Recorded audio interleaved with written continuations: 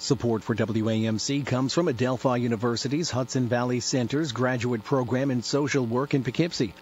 Next, we have an excerpt from a new Halloween audiobook just published by Berkshire Media Artists and the Mount Press. It is their second audiobook, and it's called Ghosts, Edith Wharton's Gothic Tales. Although Edith Wharton is known mainly for her Pulitzer Prize-winning novel The Age of Innocence and the romantically intriguing Ethan Frome, set here in New England, she is lesser known for her ghost tales. In the last few years, the Mount has been giving ghost tours on weekends and was the subject of a Ghost Hunters episode on the Sci-Fi Channel. Susan Whistler, the Mount's director, and Jason Brown of BMA Audio thought they should publish an audiobook of Wharton's most ghostly tales, narrated by some of the Berkshire's best talent. Now, excerpts from the first story, Mr. Jones, narrated by Allison Larkin, about a nice young English lady who inherits a 600-year-old mansion. And guess what she finds there. Mr. Jones. Lady Jane Link was unlike other people.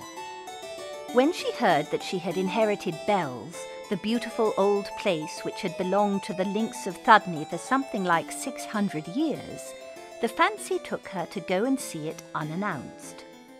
She was staying at a friend's nearby in Kent, and the next morning she borrowed a motor and slipped away alone to Thudney Blazes, the adjacent village. It was a lustrous, motionless day. Autumn bloom lay on the Sussex Downs, on the heavy trees of the Weald, on streams moving indolently far off across the marshes. Farther still, Dungness, a fitful streak, floated on an immaterial sea which was perhaps, after all, only sky. In the softness, Thudney Blazes slept. A few aged houses bowed about a duck pond, a silvery spire, orchards thick with dew. Did Thudney Blazes ever wake? But you didn't get in? You actually came back without so much as a peep? Her story was received that evening at dinner with mingled mirth and incredulity. But, my dear, you mean to say you asked to see the house and they wouldn't let you in? Who wouldn't? Lady Jane's hostess insisted. Mr. Jones. Mr. Jones? He said no one was allowed to visit it. Who on earth is Mr. Jones? The caretaker, I suppose. I didn't see him. Didn't see him either, but I've never heard such nonsense. Why in the world didn't you insist? Yes, why didn't you? They all chorused, and she could only answer a little lamely, I think I was afraid. Afraid? You, darling? There was fresh hilarity. Of Mr. Jones? I suppose so. She joined in the laugh, yet she knew it was true. She had been afraid.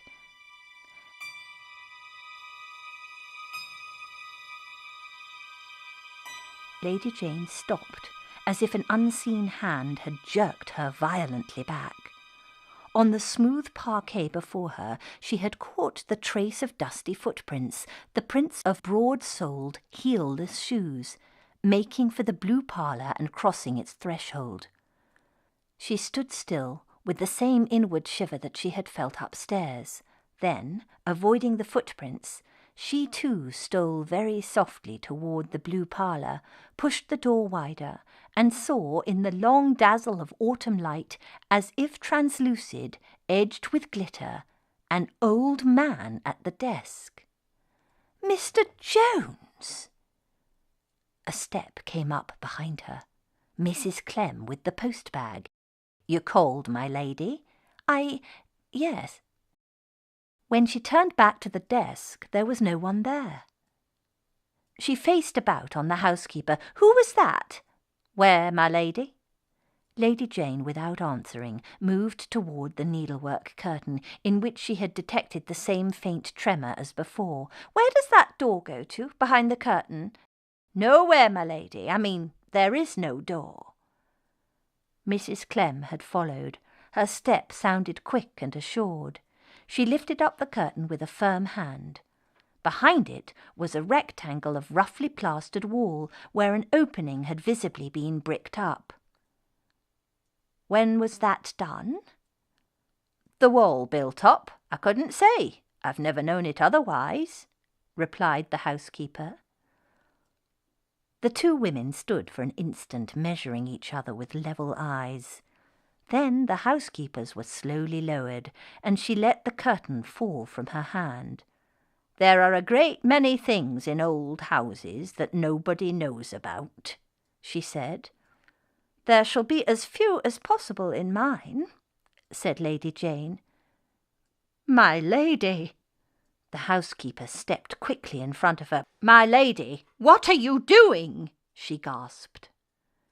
Lady Jane had turned back to the desk at which she had just seen, or fancied she had seen, the bending figure of Mr. Jones. I am going to look through these drawers, she said. The housekeeper still stood in pale immobility between her and the desk. No, my lady, no, you won't do that. Because? Mrs. Clem crumpled up her black silk apron with a despairing gesture. Because, if you will have it, that's where Mr. Jones keeps his private papers. I know he'd oughtn't to.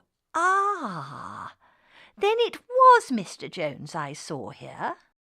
The housekeeper's arms sank to her sides and her mouth hung open on an unspoken word. You saw him?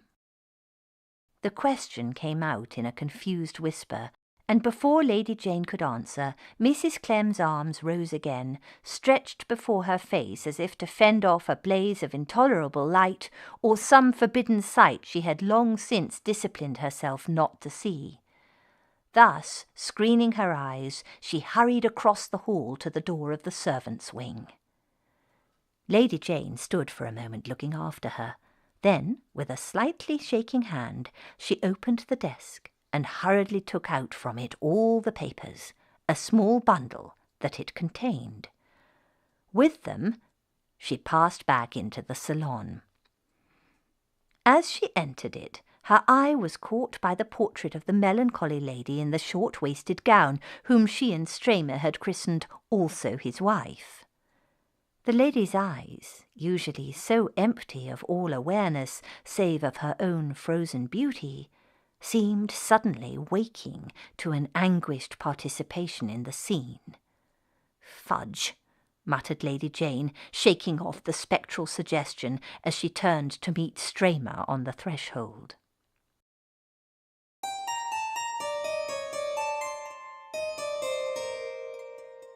Lady Jane laughed. You're not good at figures, are you? If poor Lady Thudney's Mr. Jones were alive now, he'd be— I didn't say ours was alive now, said Stramer. Oh, why, what?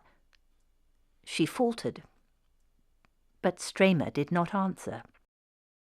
His eyes had been arrested by the precipitate opening of the door behind his hostess, and the entry of Georgiana, a livid, dishevelled Georgiana, more than usually bereft of her faculties, and gasping out something inarticulate. Oh, my lady, it's my aunt. She won't answer me. Georgiana stammered in a voice of terror. Lady Jane uttered an impatient exclamation. Answer you? Why? What do you want her to answer? Only whether she's alive, my lady, said Georgiana with streaming eyes. Where is it your aunt's lying? In her own bedroom, on her bed, the other wailed, and won't say why. Lady Jane got to her feet, pushing aside the heaped-up papers, and hastened to the door with Stramer in her wake.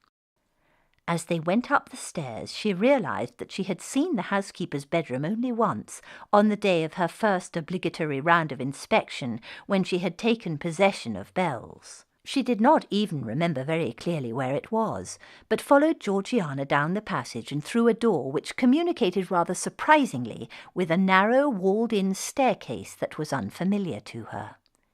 At its top, she and Stramer found themselves on a small landing upon which two doors opened. Through the confusion of her mind, Lady Jane noticed that these rooms, with their special staircase leading down to what had always been called his lordship's suite, must obviously have been occupied by his lordship's confidential servants. In one of them, presumably, had been lodged the original Mr. Jones, the Mr. Jones of the yellow letters, the letters purloined by Lady Jane. As she crossed the threshold, Lady Jane remembered the housekeeper's attempt to prevent her touching the contents of the desk. Mrs. Clem's room, like herself, was neat, glossy, and extremely cold. Only Mrs. Clem herself was no longer like Mrs. Clem. The red apple glaze had barely faded from her cheeks, and not a lock was disarranged in the unnatural lustre of her false front. The cowering Georgiana took a hand-glass from the neat chest of drawers, and Stramer held it over the housekeeper's drawn-back lip. "She's dead," he pronounced. Georgiana was crouching in the farther corner of the room, her face buried in her lifted arms. "Look here," Stramer whispered. He pointed to Mrs. Clem's throat, and Lady Jane, bending over, distinctly saw a circle of red marks on it, the marks of recent bruises. She looked again into the awful eyes. "She's been strangled," Stramer whispered. That was an excerpt from the short story Mr. Jones from the audiobook Ghosts, written by Edith Wharton, published by Berkshire Media Artists and the Mount Press, narrated by Allison Larkin. Learn more about the audiobook at bmaaudio.com. bmaaudio.com. You're listening to The Roundtable on WAMC.